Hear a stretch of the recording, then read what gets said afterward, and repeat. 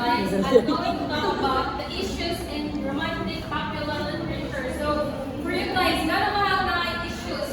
Kung saan naman sa issues sa movie or story? To improve. Isa ka po sa mga ha?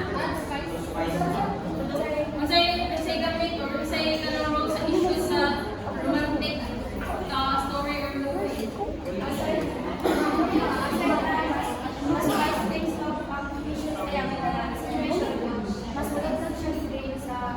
Yes, it's to give it is to give it is also to give tension to the story, and also guys kanang issue di ay kay kanang usa na siya nga makapag-guide or mga character development sa kuan sa nagda sa story or sa kanang maybe sa na-involve ang story. So, romantic popular literature often explores various conflicts and obstacles that characters must overcome to achieve love and happiness. These issues create tension, investigative in the world, and then deepen character development and make the resolution of the story more satisfying. So, di ba guys, sa photo mo na? Yes. Tapos lahat, issue or let's dig into my discussion for this.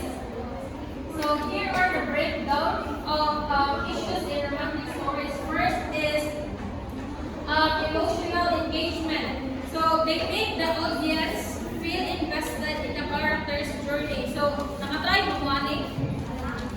Kuan ba?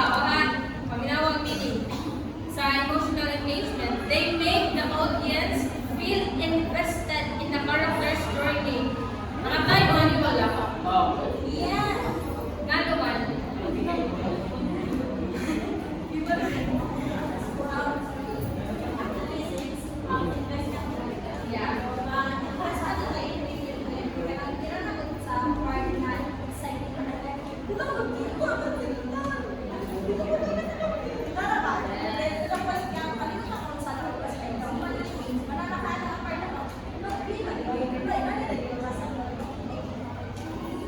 Yes, correct. So next is character development. Characters grow through their struggles, making their love story more compelling. So ang characters here kay Najee, kasagaran sa kung mga natanawan, kung sa mga search nga 10, mostly ang nag-do is not to check issues to make or to have the characters for growth development and then for reconciliation after. So next is the plot progression. Ay, relatability pa din, chart. So the readers connect with the challenges presented in the story because they reflect real-life romantic struggles. So ang kasagaran dyan ang mga conflict ang nilitang po sa romantic popular lit is nahitang po in real-life situation. So yung makabantay mo or nakakita sa mga movies or makabasa mo mga stories, makaingon dyan mo, hello, familiar na hindi ka ba mo in which maka-ingon mo na kay tungkol na hitabo na baligyo or naka-himama na ba ng issue sa laing nga mga anong common friends ninyo or even sa inyong karelasyon. So, next is the plot progression. Conflicts create suspense, keeping the reader engaged until the resolution. So, kisa man dili ang kanang punto para sa issue mo basa, hindi na ganahan sa hitabo. Everyone. So wala, di ba? So kailangan dyan na itong bandon kay layo eh. Parang punto na ito, punto sa issue. Kay punto na ito sa issue, dito tayo makaibaw sa exciting parts sa tumoy. So yung gana lang, so if ever ka nakita ko kung magbasa ta or sa mga following na days or months or sa journey ko or if ever nagawag ka ng mga may conflict, ato dyan na siya pala yun. Kaya wala sa may mga exciting part na nagkuha na niya. So, ang common issues in romantic stories. So, ako nag-ingon kanina, na-search ka kanang 10 common issues sa stories or movies. So, first is lack of communication. Tinuod, delay. Tinuod, delay. Tinuod, kikawa ko, o bali nga delay. Dili na kayo sa romantic between the couple, but also the connection or the relation with the person. For example, Friendship. Yeah, ang friendship ka na, importante siya na siya kay kailangan dyan mong magtabi sa usa kay para mas magasinagdanay mo, di ba? Kaya para ka na magasinagdanay mo, dili mo mag-issue, mas ka na grow in your relationship if ever magtabi mo, happy. So, forbidden love, tinuod, dili. O, tinuod, ka naman.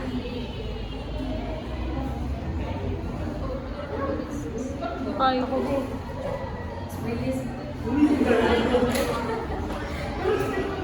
Manual, gano'n ko lang ang lang forbidden love nila sa mga issues.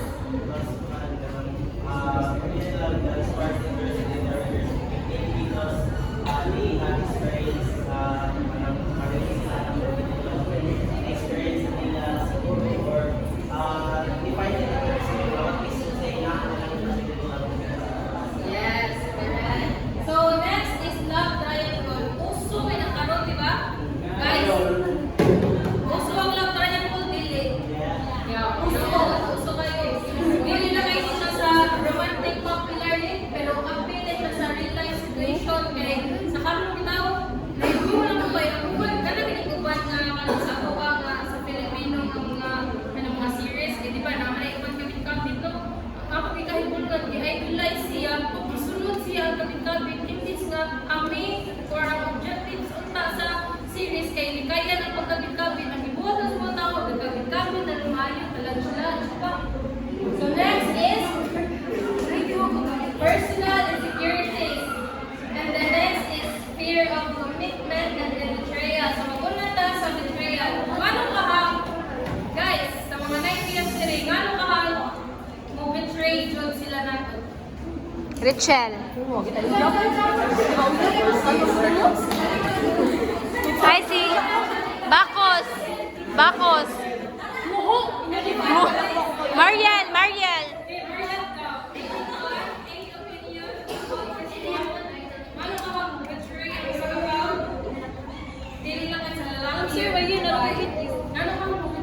Answer Mariel na video. Ay, nasa video mo yung makataw yan.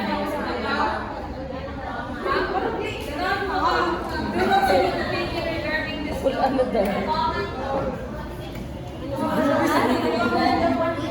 Betrayal, dili lang kayo sa couple, but also sa friendship ka na. Hindi na siya ting.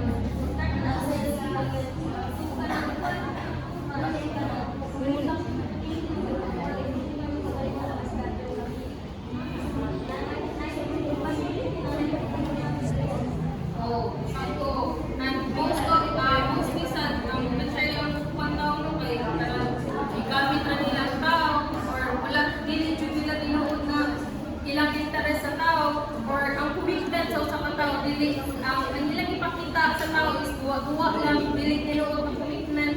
Wala, try lang yung kuya.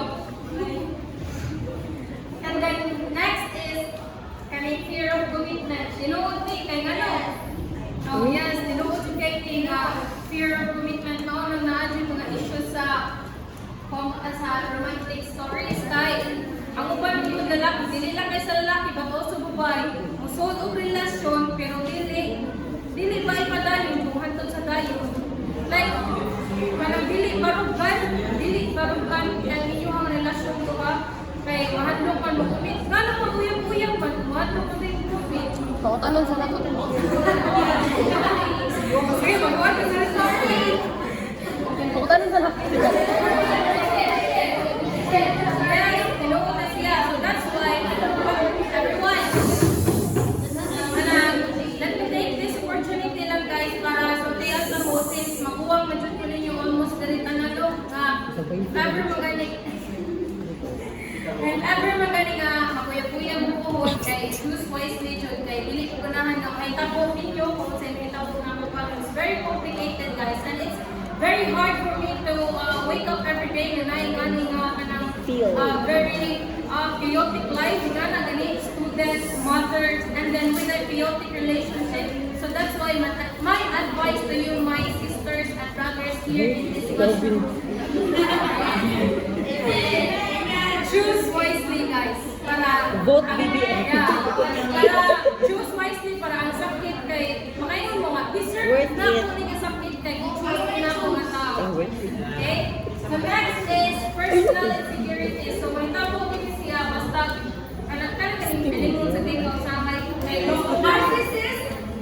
Oh yeah, pilisan. Kanang ganahan ka, for example, kanang sa imong kabalingon na kinakita nga wala niya sumasuya ka nga niya. Suyaon. Sa kabalingon kay wala kani niya wala na ko. Ngana, for example, na juy ba tao nga ay ko nga wala ka ba di siya gwapa niya without knowing nga wala din siya i-appreciate sa kabalingon. So sometimes kita nakasatay ka ng lacking sa mga kabalingon ba kay isa ta mabaw ma-appreciate. Kung ta